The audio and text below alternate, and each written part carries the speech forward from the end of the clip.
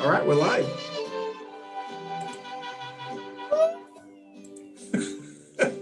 Mira cómo ando, mujer, por tu querer. Whee! Good morning, everyone. How's everybody doing? Wake up, wake up, wake up. It sounded just like you, Ruth. Woo! I miss her. I miss her, especially this month. Alexa, stop. Selena girl. If y'all don't know, I'm a Texan girl, so it's my Selena, my hero, my idol, my love. Wow, that was a wonderful way to start the show. That was a beautiful song. Who was that again? Selena. That's Selena. Not Selena. Yeah, that's those singers. Oh, That's I didn't know that. Yeah. Wow. Hey, I learned something new today. I didn't know she did the ranchero stuff. Okay. All right. Well, anyway, we've digressed. Welcome everyone to Coffee and Pan Dulce. Today is Wednesday, April the 8th already. And we want to welcome everyone for joining us on Facebook Live, but also those who are joining us later on YouTube, on Instagram, and on Facebook later on.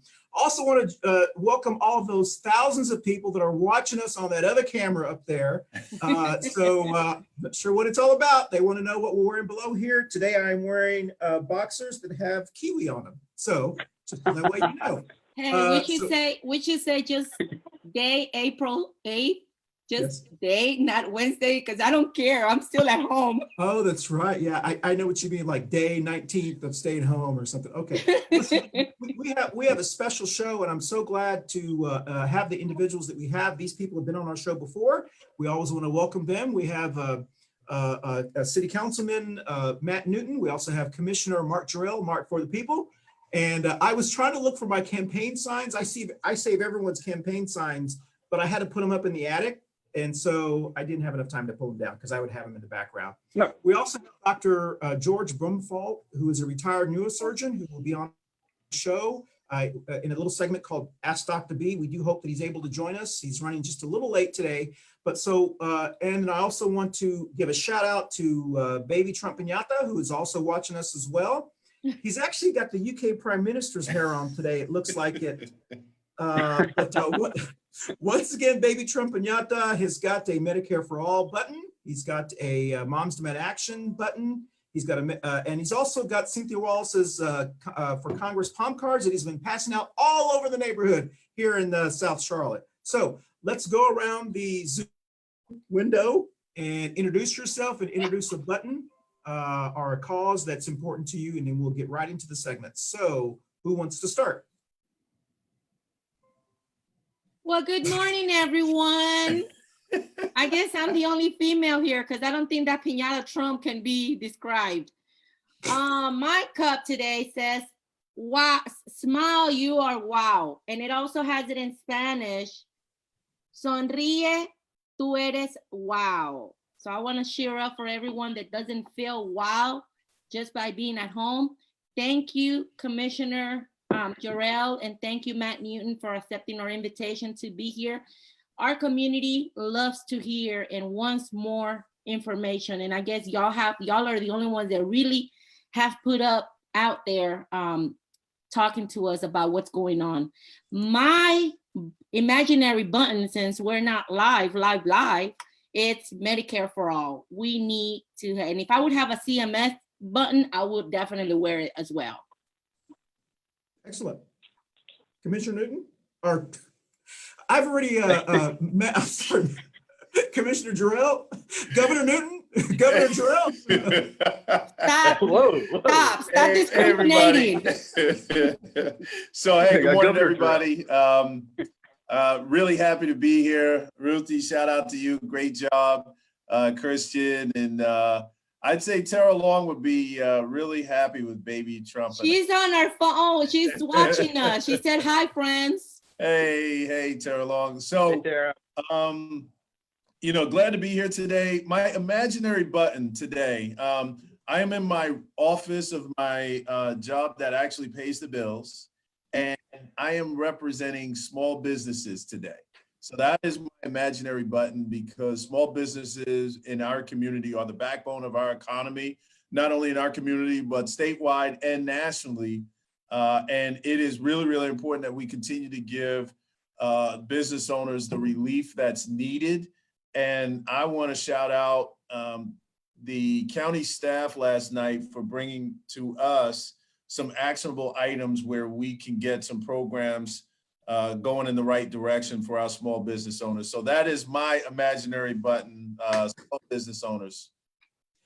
Excellent, and that's really important. And actually, that's something that we probably want to talk about is assistance for small business owners at the county level and also at the city. Councilperson Newton, and I should say commission. I'm trying to do gender neutral. Commissioner. Well, that's commissioners is gender neutral. So, Commissioner Jerrell, if you don't mind, if we start with you. Yes. If you don't mind, we'll start with you at the commission, at the county commission level, and then we'll go to the city level because we have a lot of questions about the city. Tell us, I know yesterday you had posted something about some grants or some loans that are being given or that people are available. We're missing Matt's introduction. Oh, I'm sorry. Oh, no, it's okay. Go drink some more coffee, Christian. Yeah, don't mind me. Councilperson, good morning, everyone. sorry. It's always, I mean, this is only my return visit, right? So I mean, I'm working my way into the groove of coffee and pan dulce. but thanks so much for having me again. I want to just give kudos to our county commission for their wonderful work to assist small business. I know that Mark's going to talk about that here shortly.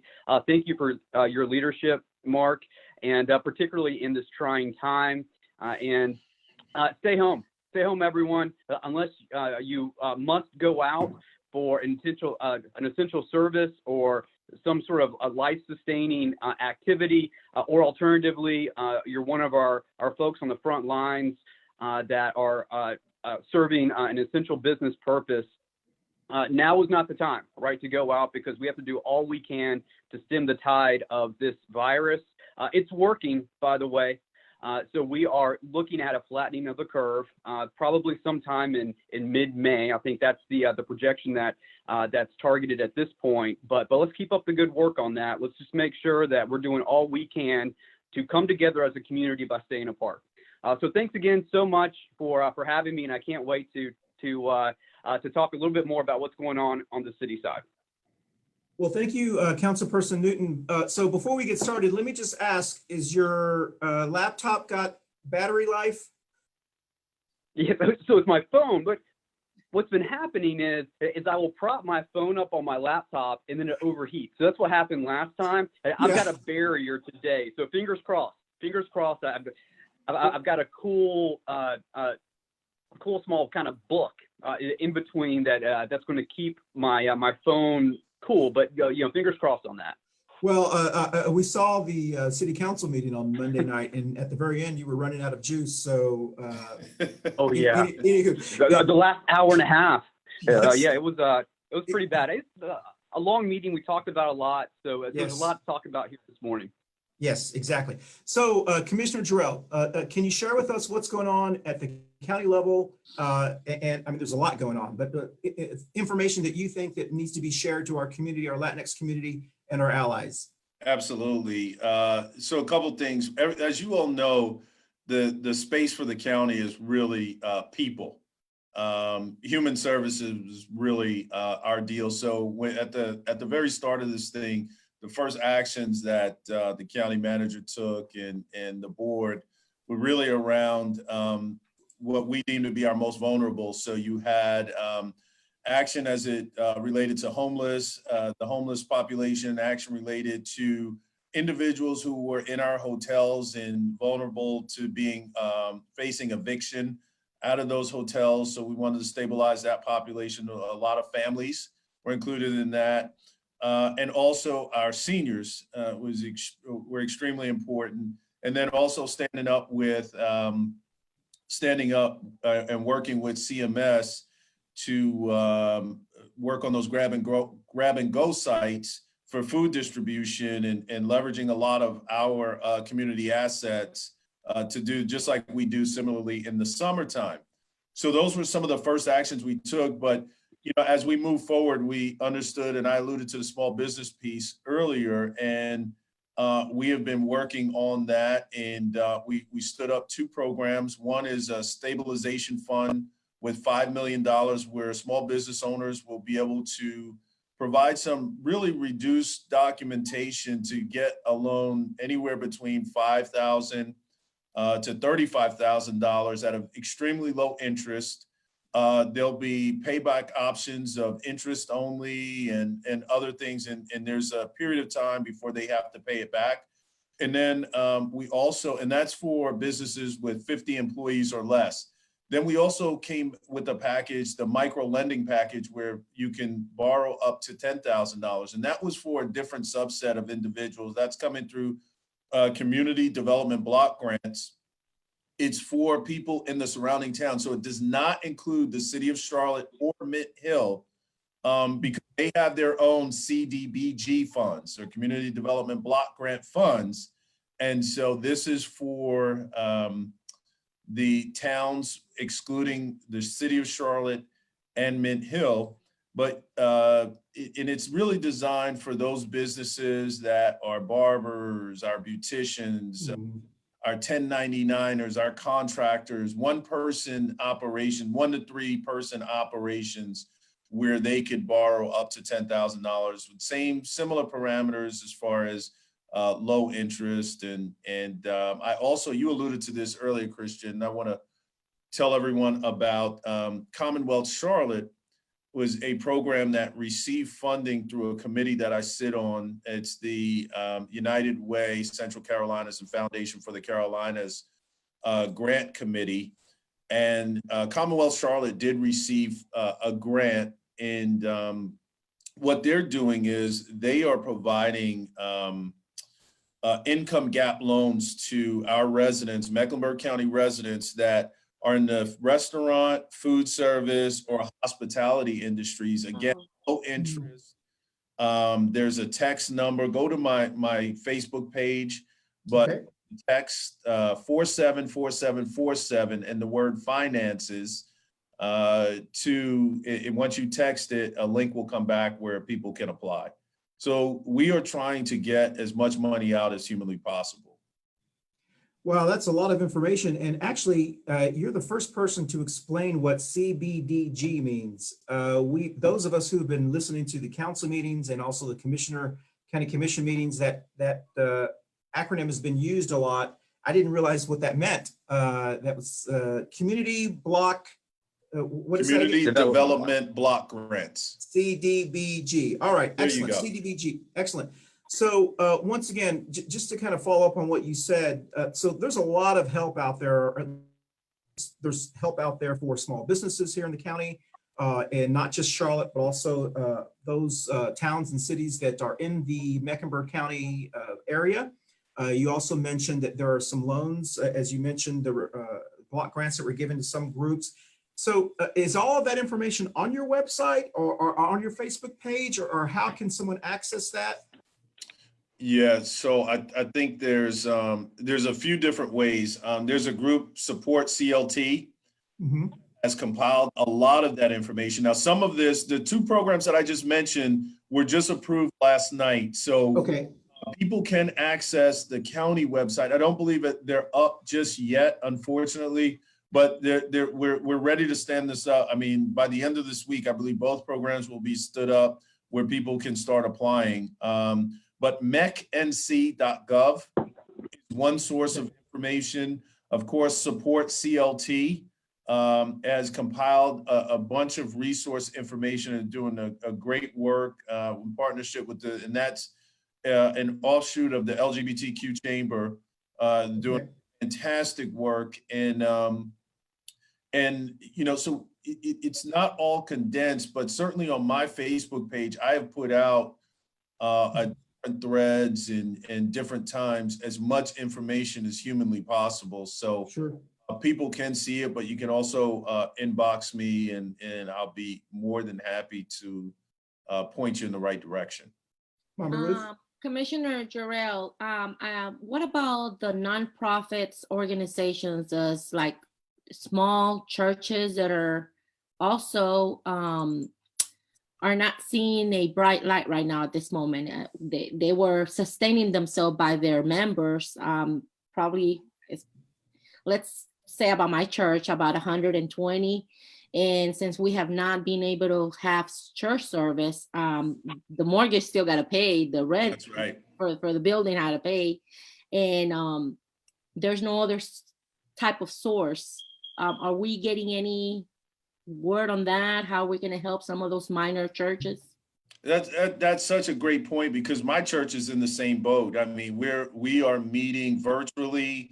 Of course, the giving is down because people are just not accustomed to giving online. Quote. And so churches are certainly being hurt in that area. Now, I know there have been, I think the Golden Leaf Fund, before that ran out, it was open to nonprofits, and churches were included in their funding, but they were overwhelmed, and those resources ran out very, very quickly. And so I am not aware of other funding opportunities for the churches at this time, but I'm so glad that you put it on our radar. And I also want to make sure that people understand the county programs that we stood up are not meant to be long-term solutions. And I want to be clear on that. So as federal government is standing up their programs, the Paycheck Protection Program, the EIDL, Small Business Disaster Loan Fund program, that are standing up and coming online. But we know that it's probably going to be about 4 months before checks are received for so many, if not longer.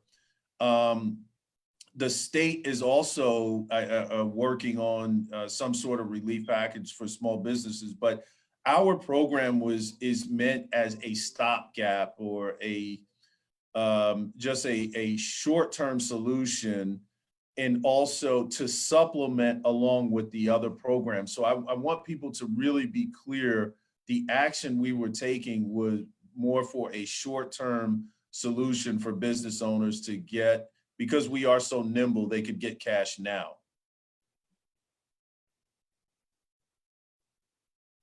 Did that answer your question, Ruth?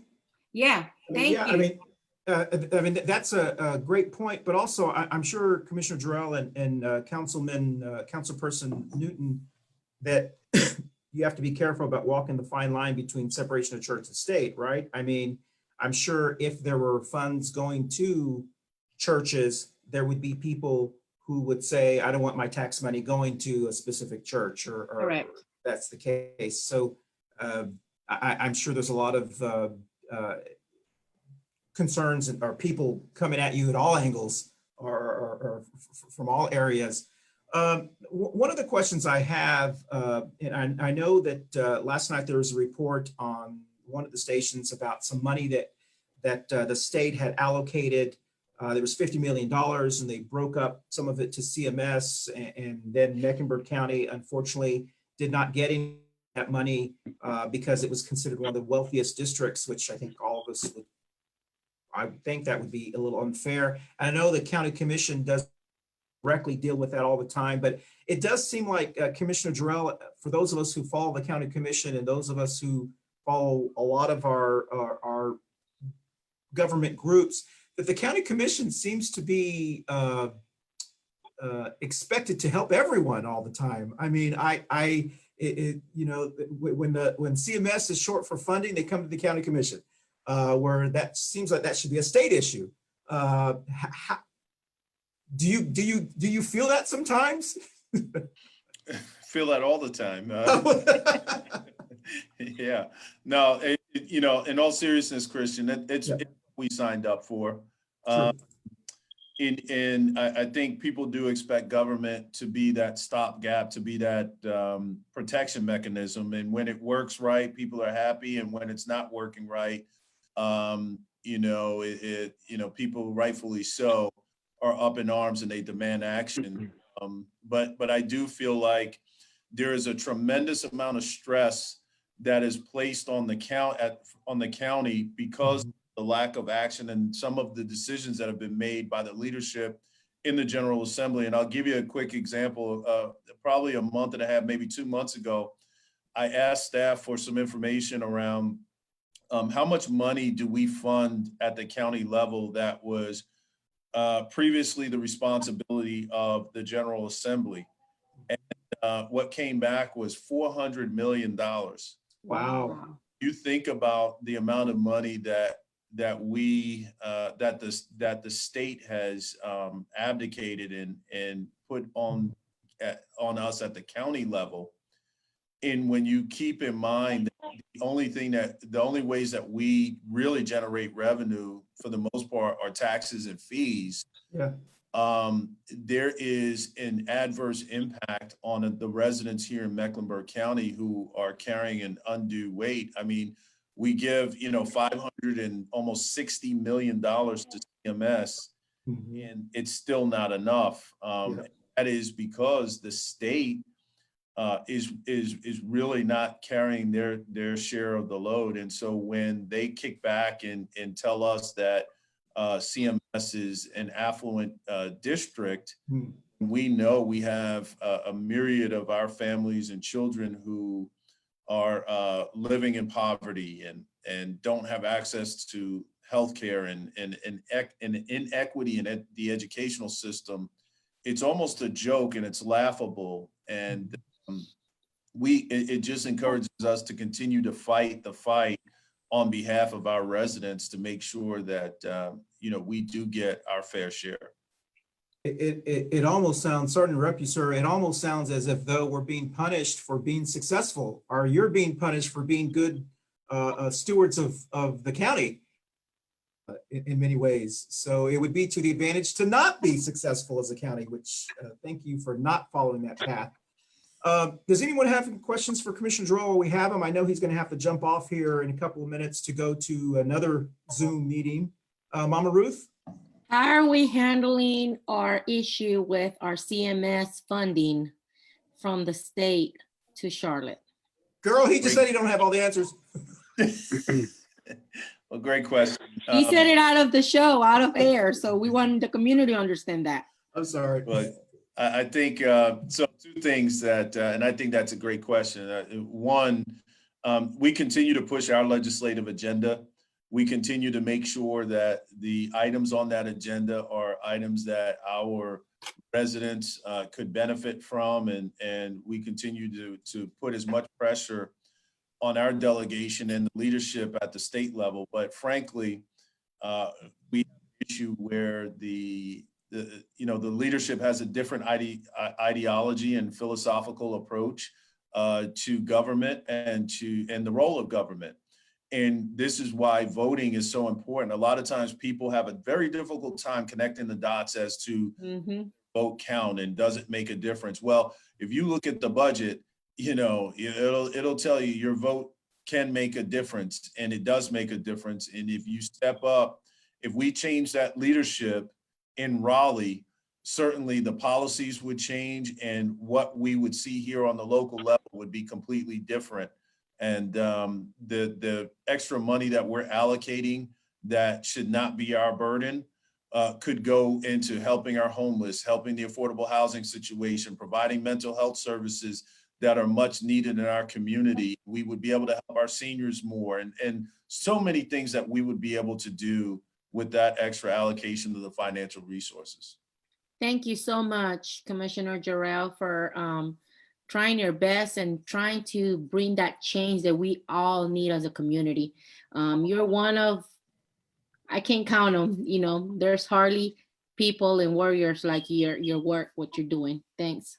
Well, thank you so much. I appreciate it. And I sit here and I represent my colleagues who do a tremendous work. They're all so caring. I don't want it to be, the Mark Jerrell show, because it takes 5 votes for us to get anything done. I cannot do anything unilaterally, and my colleagues and our staff are working extremely hard. And I'm privileged to sit here with you guys today, really representing them. And I also want to shout out my East Side brother and Matt and what he's been doing. I mean, the information that he's been providing to the community has been just amazing. I mean, he's all over the place. Matt, I don't know how you do it, man, but you keep up the great work because, we are really trying to lift up the concerns of the community. And I watched the city council meeting the other night, and I saw, Matt, how you were trying to fight to bring a vote about on small business programs that were being proposed there. And obviously, because of the requirements, you couldn't do it, but you certainly were the voice that was needed, man. So I want you to know I appreciate you, everything that I see you doing, man. It doesn't, your work does not go unnoticed. Thank you. We have a guest, one of our viewers, Gina Navarrete. Thank you for watching us. She has a very important and very concerned question. I know it might not concern county. I know it deals more with city council since it's CMPD. She says, I'm very concerned about the safety for CMPD and fire department. When is city going to provide PPE or anything resembling PPEs to our fire responders? I see police officers everywhere without face shields or masks. Can we afford for a 10 or 20% of CMPD to be out sick? It's a great question. Also, there's another message from Mr. Muhammad. Hello, thank you for joining us. He says, how's the affordable housing, how the affordable housing is going to impact COVID in our region? Those are questions that are concerned, but thank you, Commissioner Jerrell, for explaining what you're saying. And I know that you have these kind of community teletown hall meetings, Zoom periodically. I've seen you with another city councilman as well. And so I want to thank you all so much, because if anyone has ever participated in one of those or Congressperson Alma Adams town hall meetings, or even Cynthia Wallace has been having town hall meetings, and thank her for doing that. You can just tell by the questions, the basic questions like, how do I apply for unemployment insurance? Small business owners, where do we get a loan from? There's so much confusion out there that it's almost overwhelming. I can't imagine the people, because it's so overwhelming, they've just given up.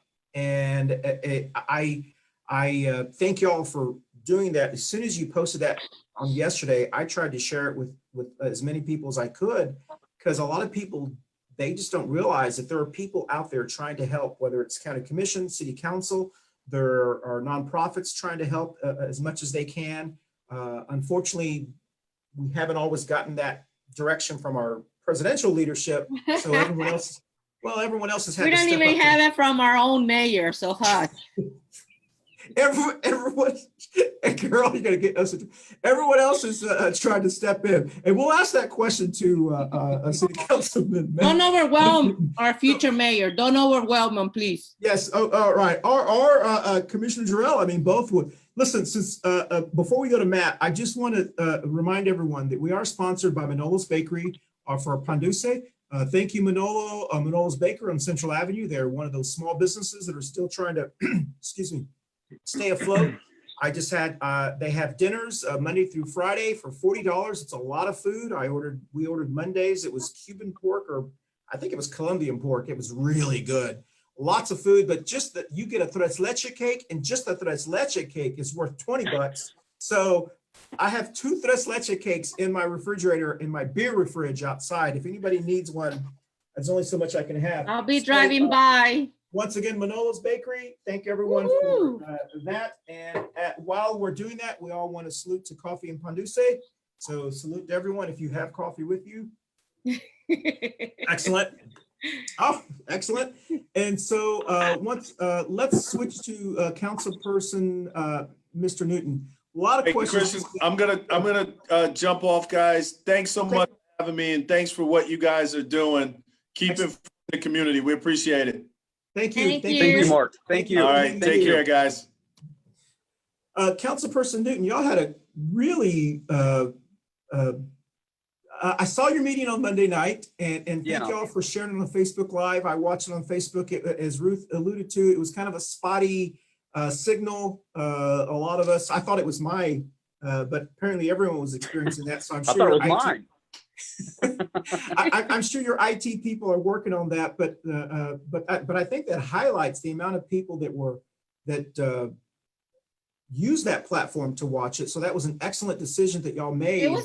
But anyways, it was weird because I mean, the whole city uses the same platform, the same signal, the same software. And every time others have came out alive, they haven't had that problem. So well, I know that if you were watching it on the website, like on that, or I don't know how the different platforms, it didn't seem to interrupt because your IT people were switching to that rather than the Facebook Live. And so when they went to Facebook Live, it would kind of interrupt. But then when they kept it on the live streaming, I don't know if it was someone's computer they were watching it from or whatever. Anyway, there was some, but anyway, that was not really what we want to talk about. Well, it wasn't that professional anyways. They didn't come back and say, hey, please excuse us. We cut it off. We couldn't finish it up on live, or send a link or send a statement saying, you know, we were done. They left us like no questions, no answers, nothing. So anyways, but let's turn the page. Well, before we,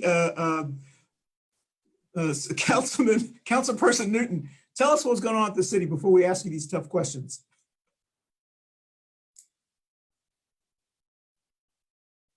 Did his phone froze? Oh, there he goes. Did we scare him?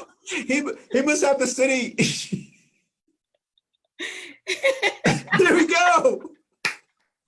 We could have asked for Did we better. scare him? Is the internet scared of him? He's afraid of his mouth. He's doing that old trick. You must be doing a phenomenal job, Matt Newton, for the internet to run you out. Ruth, he's doing that old trick we used to do back in the day where we'd go, oh, I can't hear. Hello, can you hear me? Hear me now. So while we're waiting for him to come back on, I want to let you know that I have one of these CMPD pens that I received, and it's got a little light. It's really neat. I guess you keep this in your car in case you need a light. And so anyway. While he comes back, let me shout out to Arun Nair, Mr. Jerrell, he connected now, Ana Robles, Michael Merecena, Susana Martinez, Jeanette Gonzalez. Thank you all for watching. I want to send out a shout to my brother all the way to Nicaragua. He's there connected. Thank you everyone for sharing and listening to our voices. And if you have a comment, send it in. If you have a question, send it in. We have them back. Talk about impeccable timing, huh? I've really got to work on my tech. On my side, so my phone actually overheated again. It's unbelievable. So I'm trying everything here, guys. I'm so sorry about that. Yeah, so with we have tablets. And we broadcast on Monday night. We broadcasted through our tablets, but our tablets, they lose charge super fast. So there are many of us. You know, that was a 5.5 hour meeting, and so there are many of us at the end that were losing our charge on our tablets. And I kept having to close mine to conserve that charge. They don't. So the tablets themselves don't charge as well when they're open or while you're on them, and so I would have to close, put in my power cord to try to build up some charge to make it through the rest of the meeting. That's why, at least on my end, you might have seen my feed go down. Now I could still hear the meeting, but I didn't have the visual, or you know, my visual, the visual screen wasn't up for me on both ends, so for the public and for me. But yeah, we talked about a lot that meeting. I don't know how much went through on our Facebook page or on our our government channel feed. Hopefully everyone got to see the real meat and potatoes of the meeting, where we talked about the stimulus package that we're proposing. It was my hope that we would have acted on at least a piece of that package, understanding the need in our community that exists right now, and shouldn't be a surprise at this point. Understanding that, it was my hope that we would have acted on some piece, but we are well positioned to pass a significant package on Monday. So I'm happy about that. Well, and I think that was probably those of us who watch y'all endlessly, but there are also people who just want to know what was going on. one of the concerns I know that I had watching that was the last meeting y'all had was on March the 16th. That's right. And that was the Yeah. meeting where you had the lending tree guy and everyone was patting each other on the back and yeah. And which was a wonderful thing because there was money that was being donated to help people and so forth. And so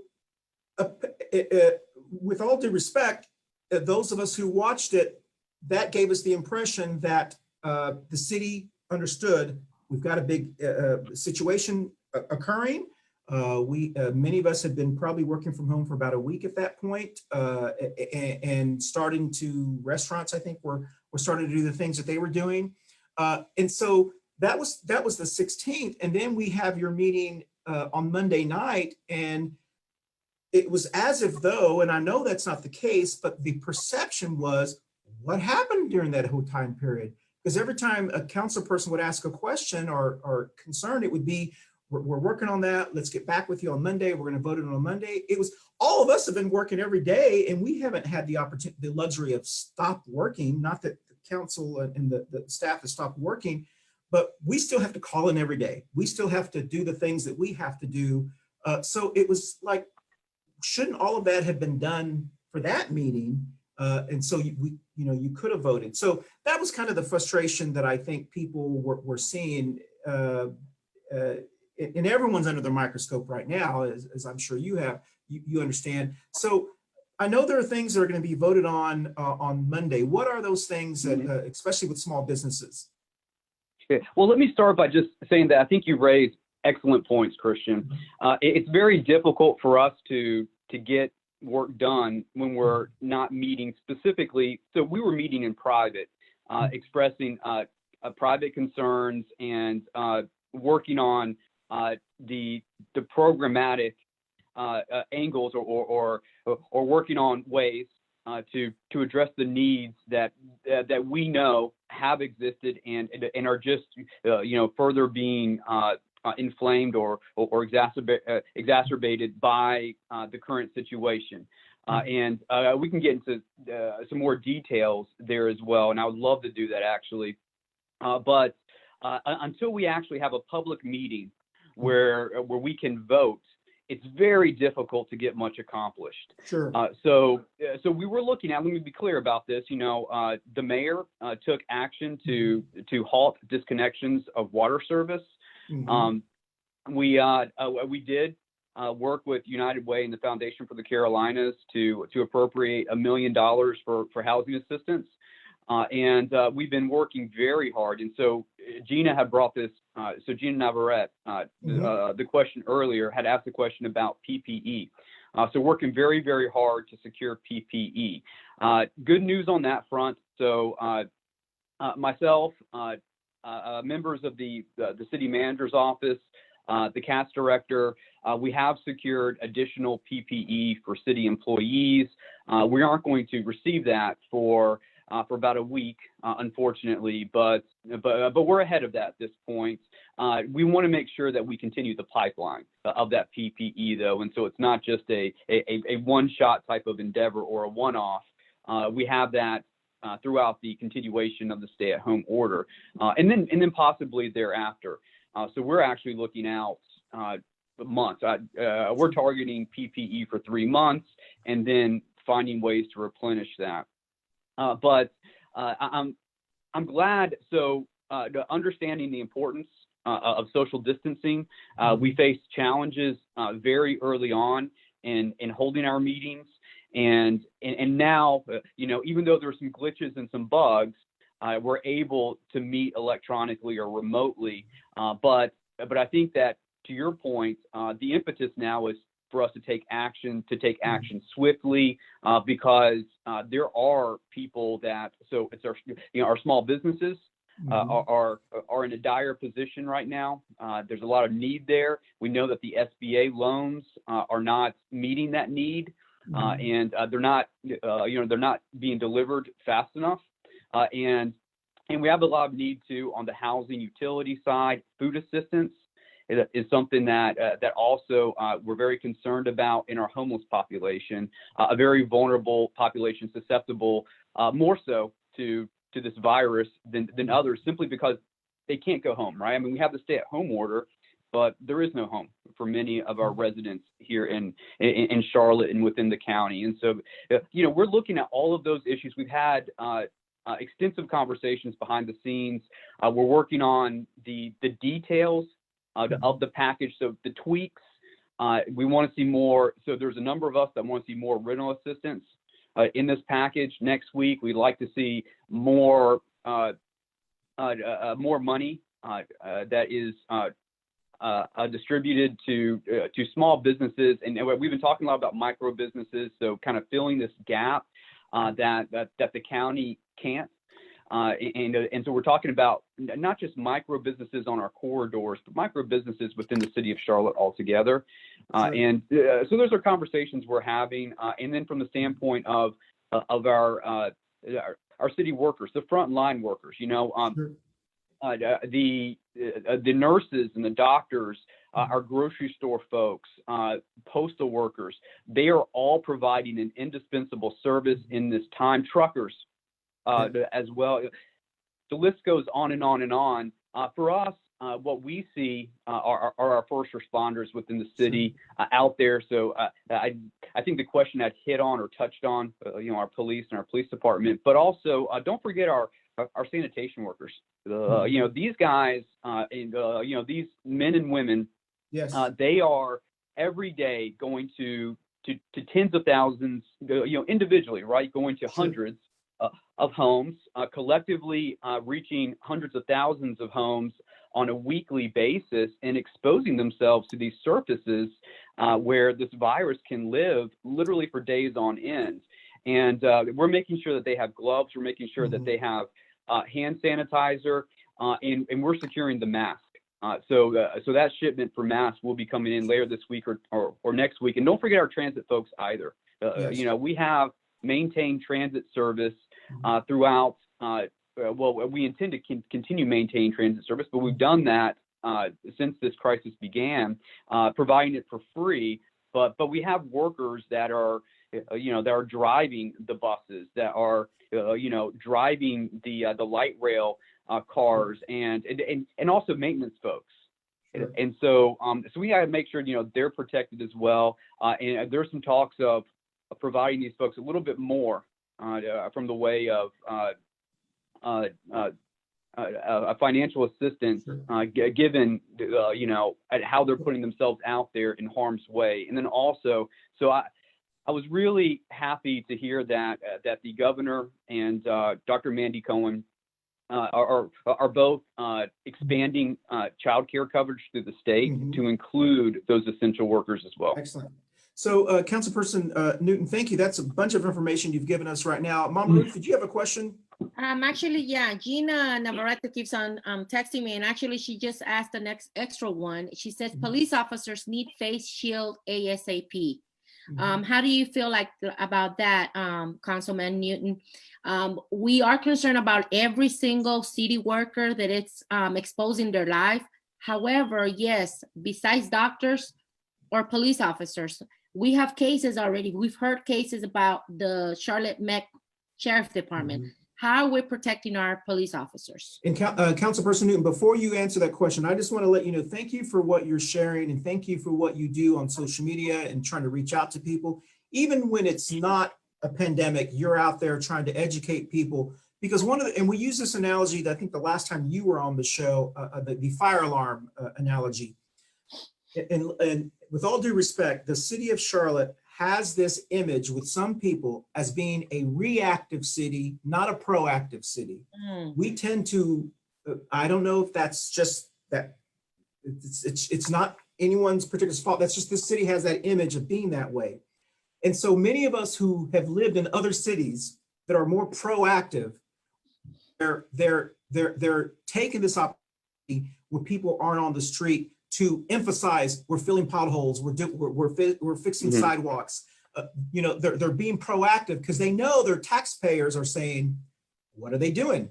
And so that's, I think, our concern.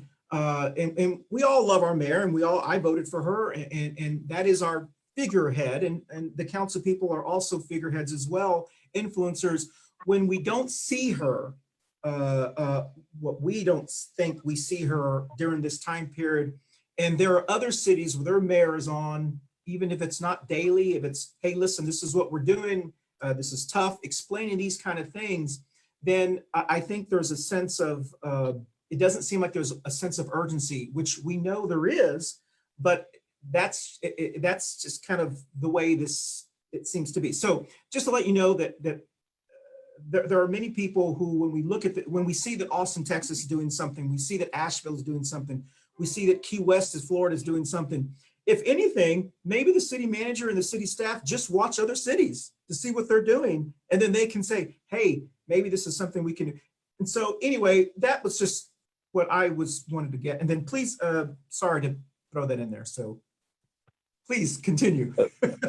Well, I think I would agree with you, Christian. So we're in a time of crisis. Yep. There is tremendous need in our community, and when this is unprecedented, it's not something that I think that anyone anticipated, particularly on this scale. But it's something that if you were paying attention, you knew that it was coming, right? Yes. And let's be clear about this too. At this point, I think it's safe to assume that this is going to get worse. Mm-hmm. And so, under the circumstances, action needs to be taken, and we are looking at the action that's been taken elsewhere. So for me, I think that it's great that we're finally coming together to hammer out a stimulus package, Mm-hmm. and really get something done, because it has been needed for a while, particularly for certain segments of our community that we're really going to rely on heavily as we start to transition out of this, whenever that might happen. Sure. So there are different time frames that are being discussed here, but I would agree with your sentiment in as much as we need to act. Now is the time to do it, and exhibit that leadership that's necessary to save, frankly, Sure. Save lives, Yes. right? Save Exactly. lives and livelihoods of our community. It's not overlooked, the seriousness of this situation, and that there will be folks. So certainly we have economic concerns, Mm-hmm. and there will be folks that are going to get sick, and we need to make sure that they're treated. But there are going to be folks that we lose. Yeah. And to the extent that we can prevent that from happening, which we can do, we need to work tirelessly and expend every effort possible to save those lives. And that's probably, so many of us have been working in overdrive. It's not uncommon to hear an elected official say that we're working more hours even now than we were before this crisis. And although we're at home, right? And that's because we're all, doing our best to push our organization as much as possible to meet those needs, and at the same time, identify the funds necessary to be appropriated for those needs as well. Excellent. I just have a couple more questions, and Mama Ruth may have a question because we're going to be running out of time here. We value everyone's time who's watching the show. And Commissioner Newton, I keep wanting to, Mayor Newton. Council member. Councilperson Newton, thank you so much for being on the show. And I don't know what you have plans on Saturday, but I really would like to ask you more questions on Saturday. I know we're going to dedicate our show Saturday to Easter, but I do know that there are some questions that people have. This is the CMPD pen that I got, and I just realized how to use the flashlight. So I'm just mesmerized by this. One of the questions that I think we saw on yesterday's news and you kind of alluded to that very briefly, was that the question you were going to ask, Mama Ruth? Okay, gotcha. Go ahead, ask it, Mama Ruth. No, you go ahead. You go ahead. Well, there was on the news about some of the city workers that kind of had like a little impromptu news conference about getting masks. Mhm. And they were being Actually, trained. the union protected Yeah, them. UE 150. Yes. Yeah. And the mayor's answer, at least the answer that I saw on television, was it didn't seem very concerning. The answer, it was more like, we're going to do everything we need to do. We're going to remain, they're going to remain, we're always going to be competitive. I understood what she was trying to say, but it came across like, like almost dismissive of them in kind of a way. And I know that if I had watched her entire answer, that may have been not what she was portraying, but the clip that they played, it sounded, because the whole thing was, listen to the mayor's answer at 5 o'clock today. And so I waited and I heard her answer, and it sounded very dismissive. She was very clear about it. She said she was Yeah. not agreeing with everything they were asking. But Yes. she would actually try her best to do 3 out of those requests. Yeah. And so obviously there's city workers that have some concerns, that are starting to raise concerns. And as you mentioned, it's going to get worse. It's not going to get better. Not only is the virus situation going to get worse, but when people have time to start thinking about things like I do, why aren't they picking up that trash out there? Why aren't they doing this? The complaints are just going to get more and more as we stay at home. Are y'all prepared for that? Or I know you're trying to kind of cut some of that off by having these kind of reaching out to people, which is a smart idea. Tell me what you think about that. We don't have a lot of time, but please share with us how you feel about that. I think we should do everything in our power to protect our employees. Sure. Right? Ensure that their health, well-being, and safety is protected. Let them know that that's what's our number one priority, what's important to us. Sure. And I think that we have had tremendous shortages with our PPE, and many of the ideas that have been presented by UE 150, which is the labor organization representing the sanitation workers, our transit workers. Okay. I think that those are concerns we need to take seriously. These folks are putting their health at risk to make sure that this city continues to run. And that's not something that we should take lightly.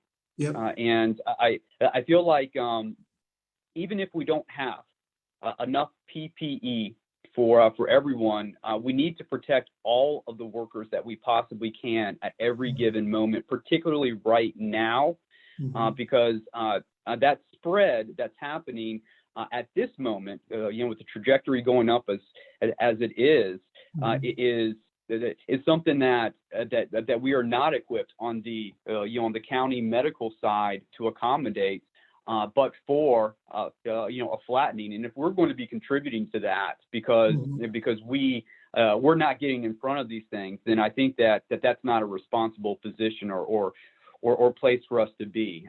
So I think that we're working hard to address the issues and the needs.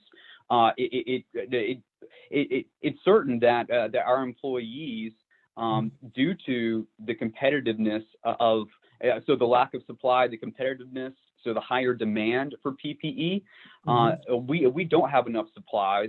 But I'm really pushing hard for us to explore channels outside of the common channels, the business as usual channels that we have been exploring, really to reach out to the community that are, we have distilleries right now making hand sanitizer. Yep.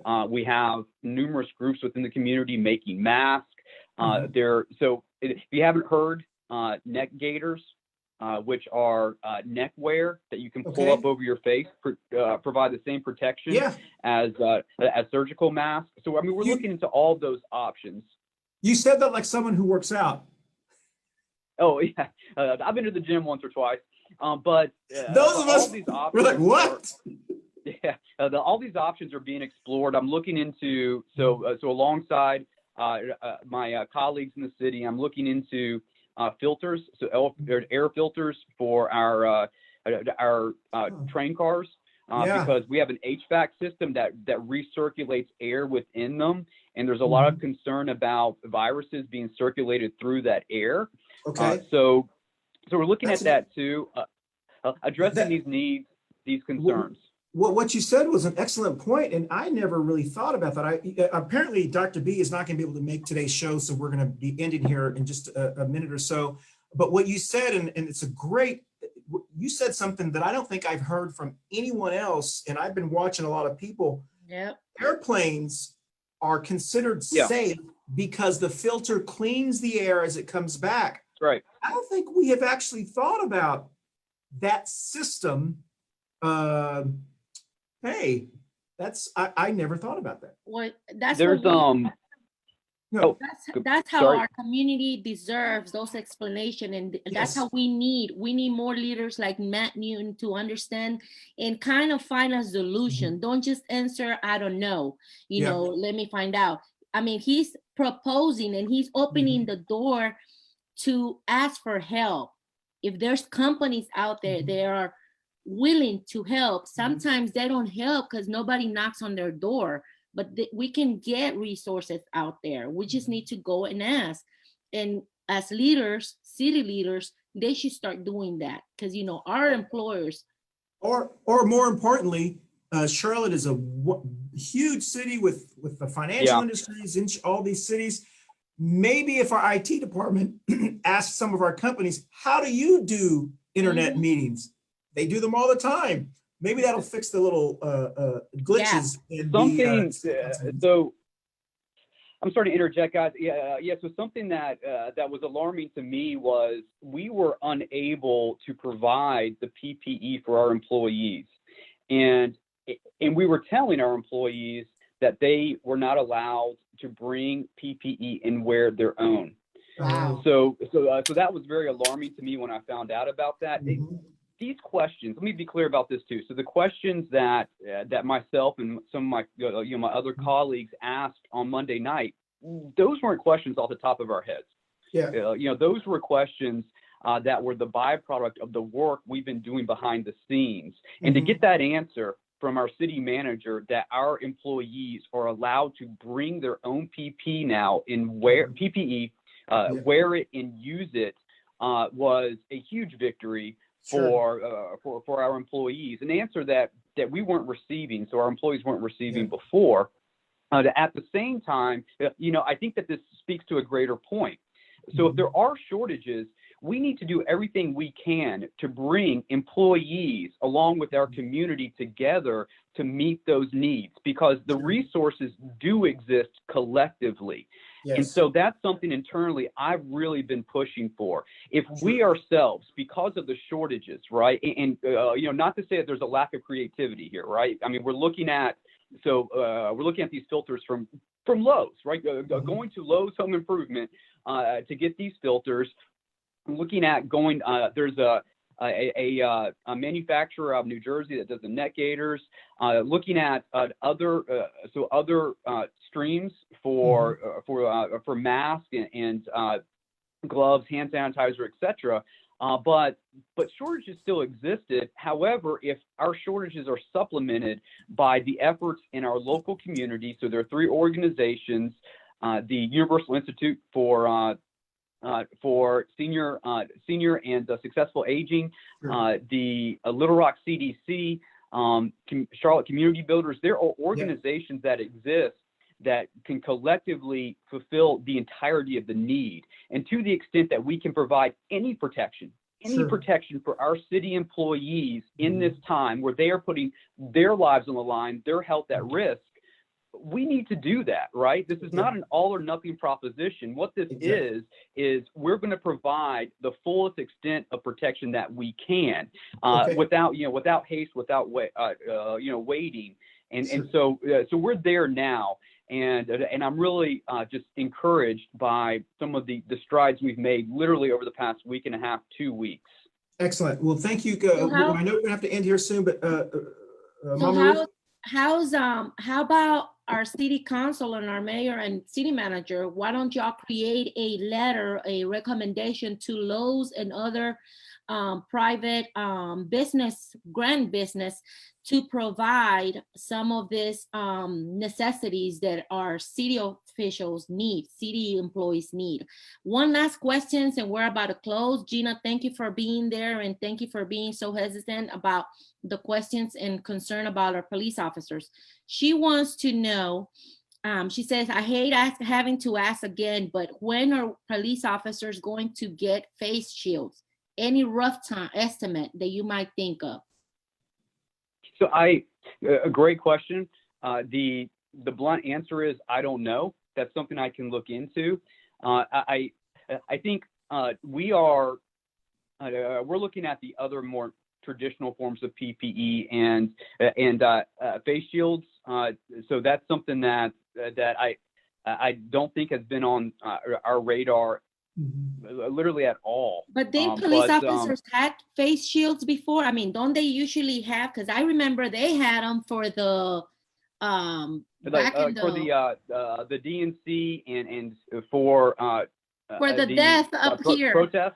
Yes. So why can't they use some of those? I agree. Good, a really good point, and that's something that I promise you I'm going to follow up on. But something that hasn't been a part of the conversation, unfortunately. So that's what's really great about, reaching out to the community, getting ideas. So another really great idea was us stripping our buildings bare and getting as much of the hand sanitizer and other PPE that already pre-existed in our city buildings, getting that for employees. That was the byproduct of an idea out of the community. So this is one I promise you I'm going to follow up on. Well, now, we're closing our week with Easter Sunday. Yes. What are we planning to do to put a better strict order for what's going on in the parks? Even though they're locked, even though they're closed, we're still having people hanging their hammocks on the trees. Others, families, like I can take my whole family. We're a family of 8. Just because we're going to be out in the floor at a park, that's showing others that we're not obeying no order. Are we planning to do something? That was another concern that I had with the mayor's answer yesterday, or whenever she had her answers. They asked her about the park, and her answer was, we don't need new rules. We just need, people just need to understand that their personal responsibility, which is true. That's what we're thinking, but it's not working. So you almost have to say, people need to stop, it almost has to be more forceful, because this lack of sense of urgency from our leadership when they say things like that makes it sound like, well, let's just see what happens.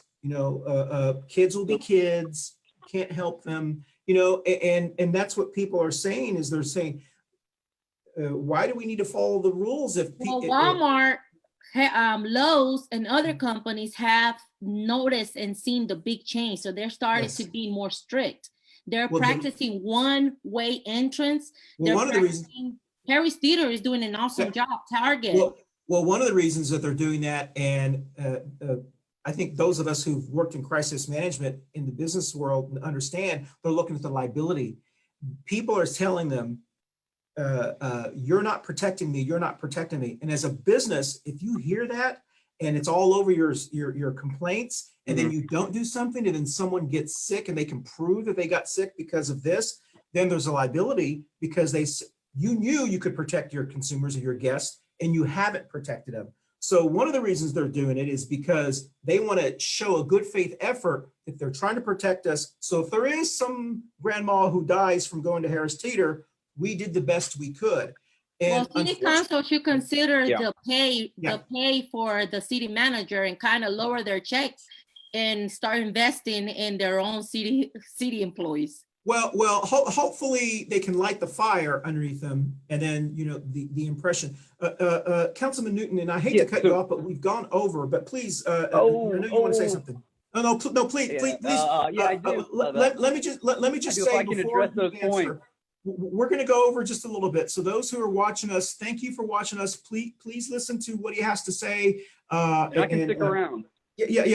Councilman Newton, please continue. Yes, please. It's my pleasure. Okay. It's my pleasure to be here to answer questions. Sure.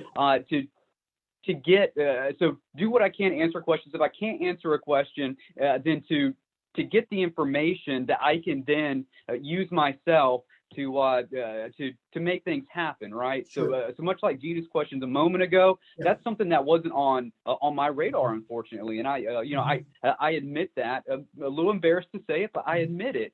And now I can use that information to provide an extra level of protection for our for our city employees. So that's very valuable to me. At the same time, first of all, thank you for answering that question like you instead of Baby Trump. Baby Trump would have said, "That's a nasty question. You're a nasty person." But also just to bring up, it should be concerning to us that our CMPD does not have the protection. Yeah.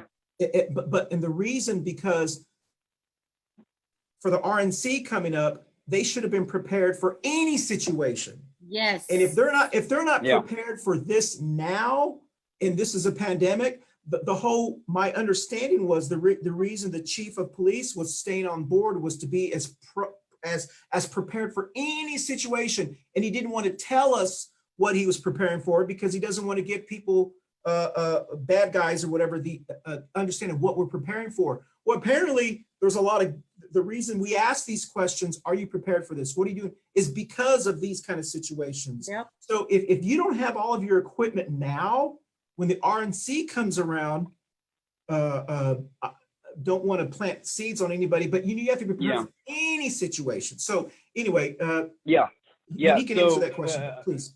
So there are no excuses, right? And excuses at this point are not acceptable.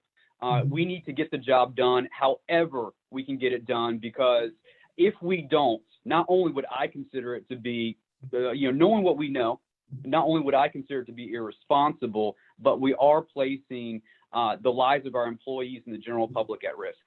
And that is the number one thing I think that government should not be doing. Now, having said that, I wanted to touch on the stay-at-home order. It exists for a reason. We were advised to practice social distancing before. That wasn't working. Yes. So that's why an order needed and had to be put in place. Exactly. And to the extent that anyone is not abiding by that order, and we have procedures now, right, that our officers are going through to advise, educate first and foremost, ask for voluntary compliance, which means give a warning. It's only after numerous refusals to comply, refusals to abide by the order, that and as a matter of last resort, that an officer will engage in anything beyond that, so citations or arrest.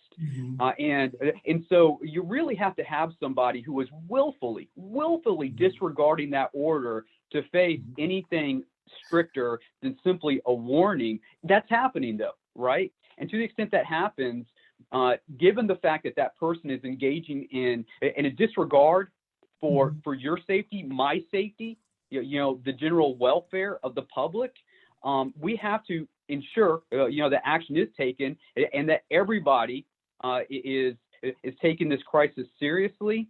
And you're right, Christian, that's not been happening. We do allow, so the order does allow for folks to engage in physical activity outside, so long, of course, as they abide by social distancing guidelines. I think that we're going to have to ramp up, right, our patrols of all of this, particularly kind of going into the Easter holiday.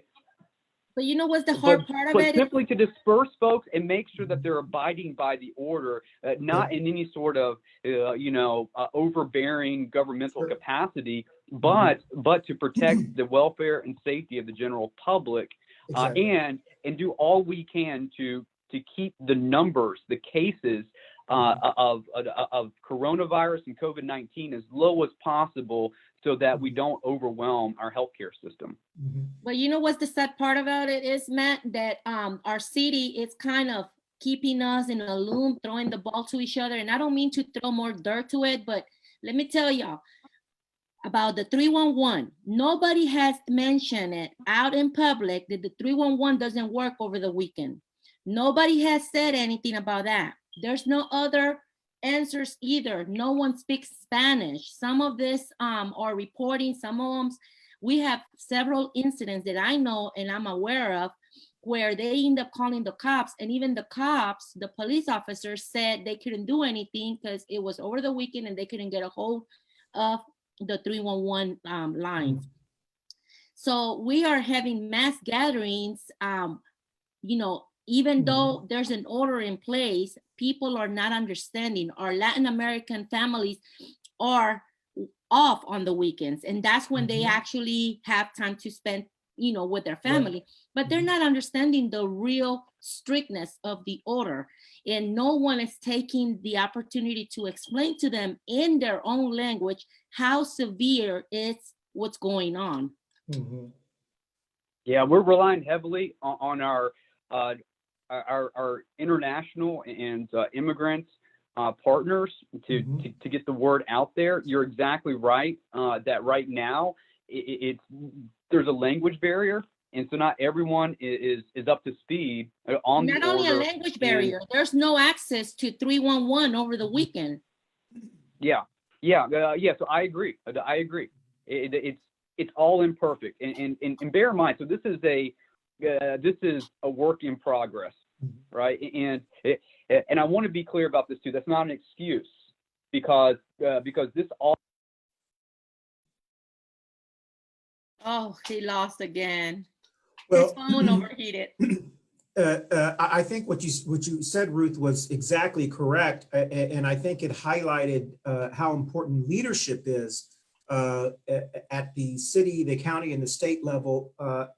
And many of them have stepped up to the plate, like I've been requesting. I mean, I live in Union County. I check my link, my government, my county every single day, and it's English and Spanish. Even numbers. No, and even if it was something, whereas the mayor would spend time going on Spanish radio stations, all the radio stations, all the television stations. We have several yes, Spanish-speaking workers here for nonprofits or church members and stuff, and they have recorded. The city has recorded videos in Spanish, you know, telling people not to go out, to stay home, like a campaign. There's so many things, and we're a small little town. We're a small little thing here in Union, in City of Monroe. So, but I want to shout out to Gina Navarrete for staying with us. Thank you, Gina. She said, thank you, Ruth.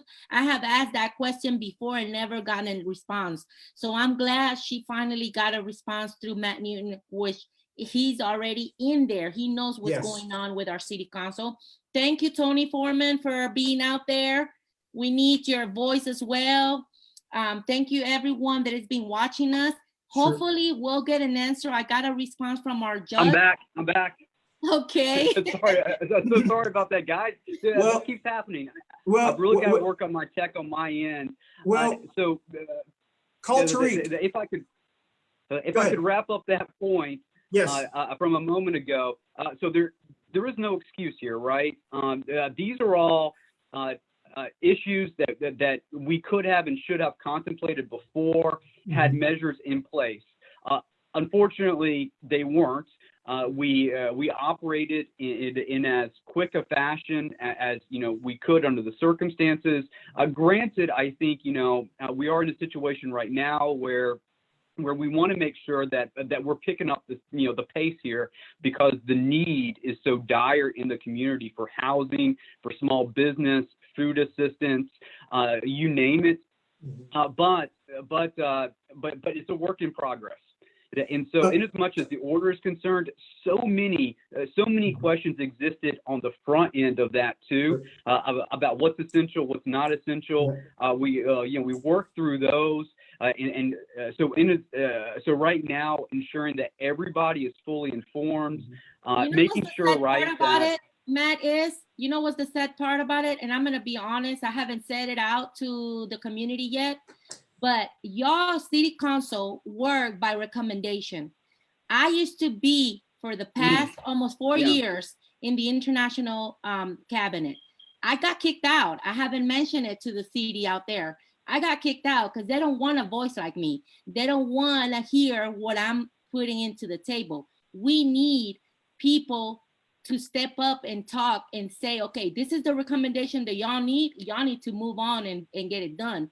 Nobody. That's why the mayor and the city council right now, it's all in limbo because they have not had a word on what to do, what direction they need to take.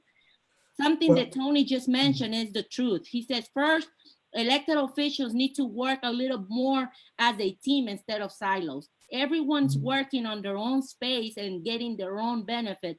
I thank you, Matt, for being the word out there for the community. But if we would have more Matt like you, our city would be walking differently. I live in Union County.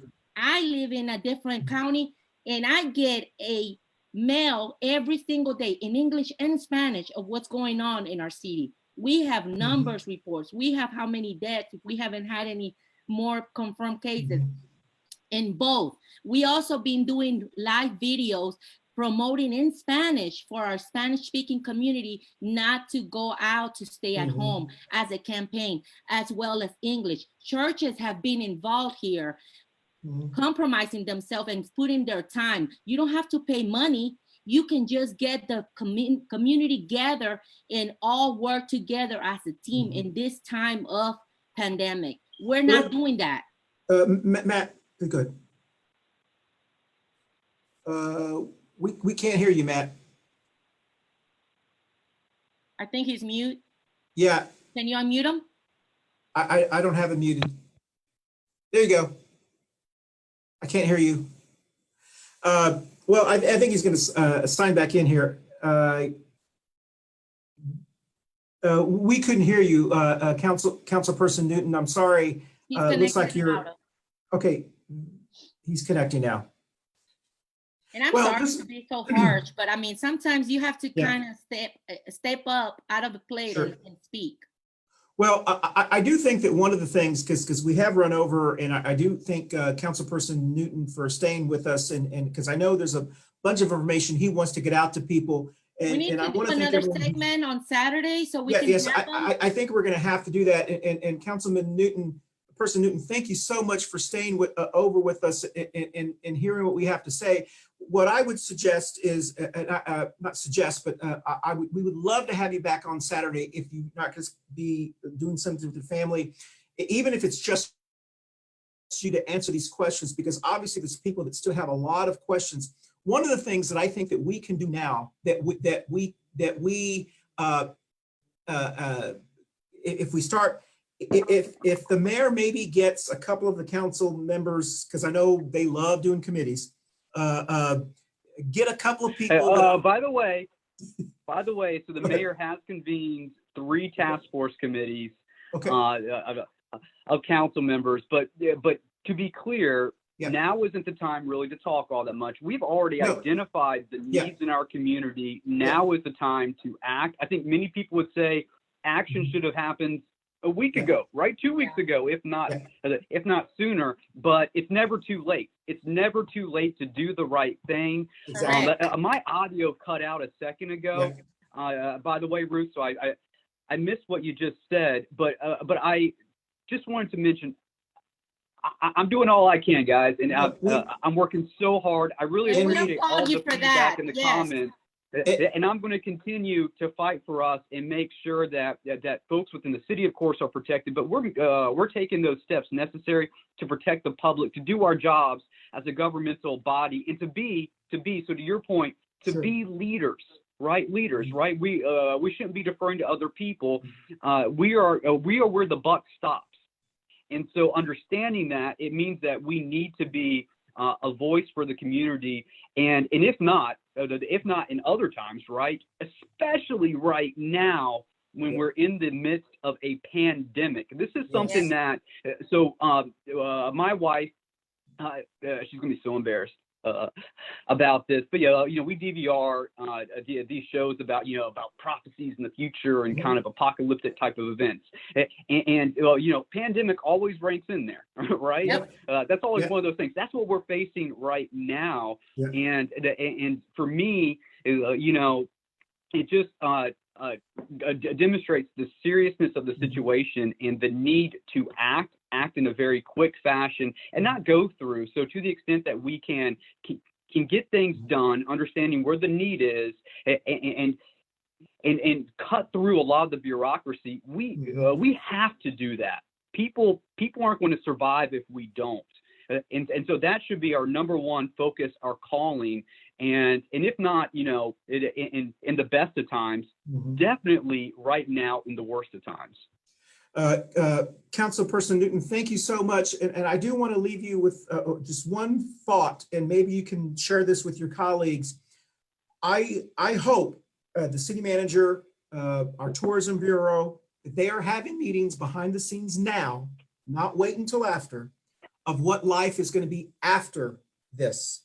Because there are only about 5 cities in America that are going to be destinations after this is over. Yes. So, and people are going to want to go to cities that A, are going to protect them, B, that they know have things in place where they feel comfortable with having their convention, having their, spending their tourism dollars, because people are still going to want to travel, and they're going to travel more locally now. And so we need to make sure, whether it's through the Charlotte Godalock program, whether it's the city council, whatever, let's start thinking now of life after COVID-19. I can tell you all of those, there were almost every major publicly held company had meetings, end of year meetings, sales conferences that usually happen February, March, April, and they're usually trips for their top salespeople. They were all canceled. All of them were canceled. So they're going to need somewhere for their people to go. So there's a lot of opportunity for the cities like Austin, Texas. They're already thinking about what's life going to be like after COVID-19. We want that money to come here instead of Atlanta. We want that money to come here instead of wherever, because people may not trust Atlanta if they don't consider Atlanta to have been prepared. So the Atlanta mayor, they're thinking now, people need to know that we're the leadership is here. We're cleaning our buses. We're doing everything we need to do. So that is something that I know that we're focusing on, keeping people safe now, and that's important. But we have to be able to chew gum and walk at the same time, and think about, how am I going to make sure Bank of America brings their convention here? Wells Fargo brings their convention here. How do that people go to the games and all that kind of stuff? So anyway, that's something that I think, how do we get people, small businesses, listen, we're going to promote you. We're going to, hey, listen, those kind of things I think are something that we need to think of. It's probably not something that we can talk publicly about, because we got to focus on keeping people safe, as you said, leadership. But there are people that need to be working on those now, creating those videos, creating those advertisements, because as soon as this ends, people are going to want to do something, and they're only going to go to places that are safe. So they're probably going to go to smaller cities like Asheville, those cities. And so as a big city, I think we have to be prepared. So we're going to end this, and Councilperson Newton, we'd love to have you back on, because there's so much information. And Dr. B, I'm sure he did text me. He was not able to make it. And I wish he was, because today's topic was supposed to be answer questions about COVID-19.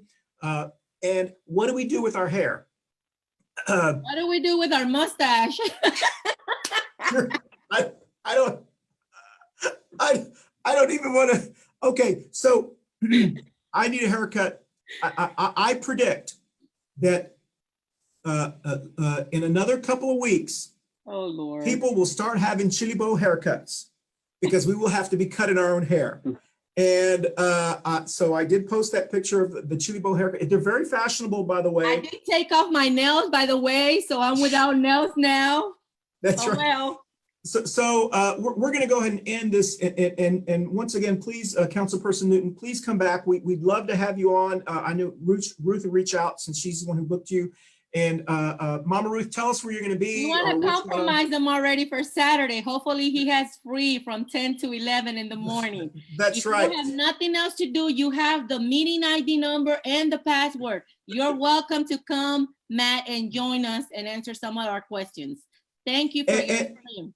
And on Saturday, it's going to be our Easter show, and we're going to be dressing like we would in Easter. So we'll probably all be in pajamas, and I don't know. We haven't thought of that yet. And it is, This is how I woke up this morning. I'm sure. Hey, listen, I do want to say, I want to say this too. This is kind of petty, but I do want to say this. We know in the era of webcasting and Zoom and this, that everyone looks at what's behind people. That's just what we do. It's human nature, which is probably why that camera has 4,000 viewers, is because they want to know what's happening behind. They're seeing your chones. Yes. So that is true. So when there was the city council meeting on Monday, thank you for wearing dressing with your tie. Saw that. Thank you. Everyone watches what's looking on the side. I saw this guy on WCNC yesterday. It was a financial advisor, and he was from his house. In the background, it had like an autograph signed football and this, and then it said like man cave or whatever. And I was like, oh my God, you don't really want that, which is, maybe that's the image he was trying to portray. But there was someone on the city council meeting on Monday that was in a t-shirt. Yep. So what I would recommend He's is always like that. Hello. that they understand everyone, it's not, we still have to kind of dress maybe that's the image or whatever, but that's all. That was petty, but I'm sure they know that everyone is watching. I look so dressy up here, nice earrings. No, we know. But I have leggings. Well, I don't want to ask. I'm wearing, so. Oh, no. My slippers. That's what it meant. And I'm wearing shorts. We have to show our professional, but being in comfort at home. That's right. Well, listen, tell us where you're going to be, Councilperson. I'll be a commissioner soon. I'll be home. I'll be home where everyone else should be, right? Doing our part to flatten the curve. I mentioned earlier, we are seeing, so this is working. The data shows that what we're doing thus far with social distancing, the stay-at-home order, it's making a difference, and it's going to save lives, but we can't stop. We have to continue what we're doing. So I will be at home for the next, probably the next 2 months, but if not longer. But this weekend I'll be at home. I suggest everyone else stay home. Spend time with your family at home. And I'll be working. So today's Wednesday, right? Sure. I'm losing track of the days. I mean, there's been no day off. But I'll be working very hard on the package that's going to come in front of the city council on Monday night. There are sources of funding that I want to identify so that we can meet as much need as possible within that package. That means that I've got to make a ton of phone calls. I got to send a bunch of emails. I got to work through the weekend to get the job done. But I promise everyone, I'm not going to rest because we're in a situation where if you rest, particularly someone in my position, if you rest, then you're putting someone's life in jeopardy. Exactly. And I'm not going to let that happen. And I want to see that package, that stimulus package that I fully anticipate passing on Monday night, has as much in it to help our community as absolutely possible. So that's what I'll be doing. Sure. Please, everyone, feel free to reach out to me because I don't have all the answers. Sure. And that's why I think it's so important to listen. That's why I feel like a program like this is so important, because the folks reaching out, are giving me ammunition or giving me the ideas to take back to my colleagues, to our city officials to get things done. And so thank you for that. Everyone, please feel free to reach out to me. It's matt.newton@charlottenc.gov, or find me on Facebook. Let me know. Now is the time, because this package is coming in front of us on Monday. So now is the time. Excellent. And I just want to let you know, he froze up again. So Mama Ruth, I think we're going to go ahead and end the show. Do you have something you want to say? We did extend it 11:36. I'm happy and glad that we have good people. They're still stated in there, but Matt, if you need any of our helps, if you need any of our influence, if you need any Yes. phone numbers or any information about companies that might be able to be an asset to your package, Yes. please reach out as well, because we're a community that has to be together in this. And let's focus on not what's going on right now, but let's get prepared to see what's going to happen on, like you mentioned, the outcome. How we, all that time that Matt is spending working hard for our community, it's going to be a recompense by him watching the good thing that's going to take out of everything that he's doing. I'll be at home as well. I'll be here enjoying my family, cleaning. I've been reaching out a lot of new recipes, cooking. So, Matt, I'm not sure if you heard what I said. No, he didn't. I'm not sure if you heard what I said, but if not, replay our video. Matt, you'll have to watch this show on Facebook later on, or on YouTube later on. Yeah, watch the last part at least. But we're here to support you. We're here to hold your back as well. And anything that we can do to help, we're here as a community. Exactly. Thank you, And Chris. so thanks, everyone. On that note, we're going to end. So when Matt, you're going to watch this show later and you're going to hear this last words. If you looked at Monday night's city council meeting, all of the city council members were sitting, not city council, I guess the staff, all of the staff was sitting apart from each other.